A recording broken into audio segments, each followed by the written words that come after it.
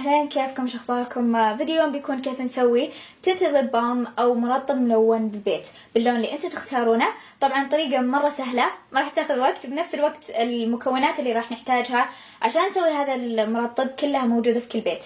فخلنا نبدأ. أول شي بحتاج الفازلين. أنا اخترت إنه يكون بزبدة الكاكاو بما إنه يعني يرطب وكذا وريحته أحلى بكثير من الفازلين العادي. بعد كذا بحتاج علبة عشان أحط فيها المرطب، كوب عادي من الأكواب هذه اللي أقدر أرميها لأن بحط الفازلين فيه وبسخنه، فما ودي يكون بشي قزاز، يعني أبي أرمي بصراحة.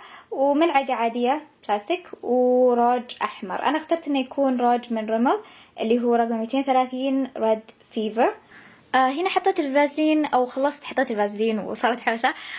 حطيت تقريبا 3 ملاعق او شيء على حسب انتم تبون، على حسب علبتكم. بعد كذا اجيب هذا الروج طيب اللي انا ابيه، واجيب مقص او سكين او اي شيء، واجي اقص جزء صغير منه لان بس نبي نلون فيه. ادري بتقولون الله حرام ومدري ايش، بس عادي يعني. انا عندي حسيت ان هذا من اقل الارواج الحمراء اللي استعملها، خصوصا ان عندي ارواج حمراء ثانية استعملها اكثر من هذا. طيب الحين نقص. احس قلبي عورني وانا قاعدة اقصه. ايوه خلاص. فزي ما تشوفون لسه باقي كثير، يعني ما عادي. اصلا عموما ارواج الرمل يعني مو غالية مرة. الحين باخذ هذا الكوب هذا واحطه بالمايكرويف تقريبا دقيقة او 3 دقايق دقيقتين على حسب، طبعا كل جهاز يختلف عن غيره. فبحطه وبرجع بوريكم ايش صار.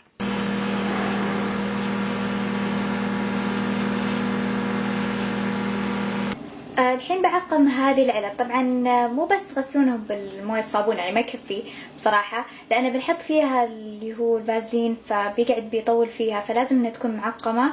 وكيف تعقمونها؟ ان تحطون عليها او تصبون عليها مويه مغليه.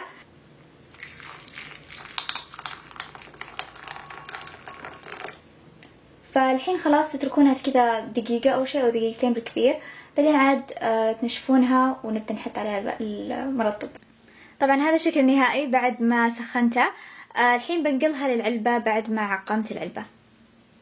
هذا الشكل بعد ما طلعته من الفريزر. انا حطيته هناك تقريبا ربع ساعة او شيء زي كذا، يعني ما طولت، وصار جامد زي ما تشوفون. صار زي اي ليب بالم او اي مرطب نقدر نشتريه من اي مكان.